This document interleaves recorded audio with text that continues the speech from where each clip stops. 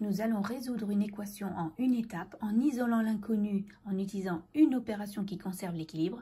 Et dans cette vidéo, nous allons traiter des exemples simples. Donc, première équation à résoudre, x plus 3 égale moins 104. Donc, je veux isoler le x tout seul, donc je voudrais éliminer le plus 3.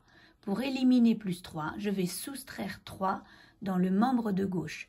Mais si je soustrais 3 dans le membre de gauche, il faut que je fasse la même opération dans le membre de droite pour garder l'équilibre.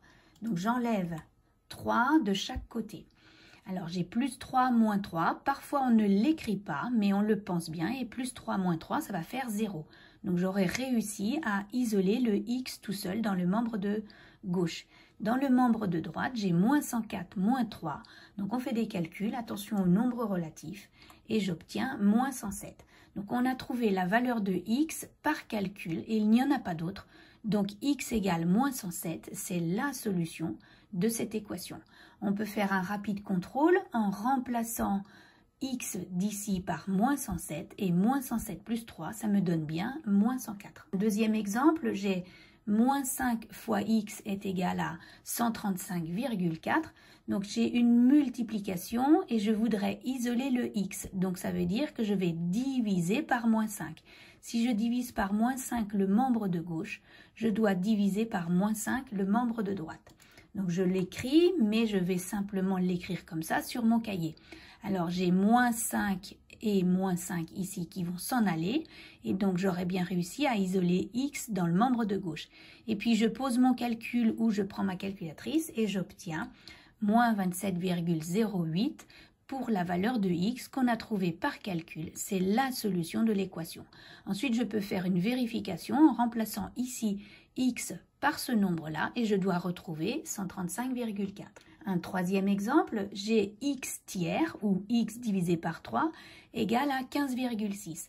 Donc j'ai des tiers et pour éliminer des tiers, il faut que je multiplie par 3 le membre de gauche. Mais si je multiplie par 3 le membre de gauche, pour conserver l'équilibre, je vais multiplier par 3 le membre de droite. Donc je l'écris et puis des tiers multipliés par 3, ils s'éliminent. J'aurais bien isolé x dans le membre de gauche. Et puis je pose mon calcul ou je prends la calculatrice. 15,6 multiplié par 3, ça me donne 46,8. Ce x égale 46,8 a été trouvé par calcul, il est tout seul. C'est la solution de cette équation. Et si je veux vérifier, je réinjecte cette valeur-là ici. Je calcule et je dois retomber sur 15,6. Et puis enfin, dernier exemple, si j'ai x moins 12 égale à moins 0,4, j'ai une soustraction. Je veux isoler le x tout seul, donc je vais ajouter dans le membre de gauche 12. Si j'ajoute 12 dans le membre de gauche, je dois ajouter 12 dans le membre de droite. Parfois, on ne l'écrit pas, cette étape-là, mais on la pense très fort et ça nous fait bien 0. Donc, on a réussi à isoler le x tout seul dans le membre de gauche. Et puis là, attention aux opérations avec les relatifs, ça me donne finalement 11,6. Ce 11,6, c'est la valeur de x qui a été trouvée par calcul, c'est la solution de l'équation. Et si je veux vérifier, je prends le 11,6 que je remets ici. 11,6 moins 12, ça me donne bien moins 0,4. J'ai vérifié que ce nombre-là était bien solution de l'équation. Voilà.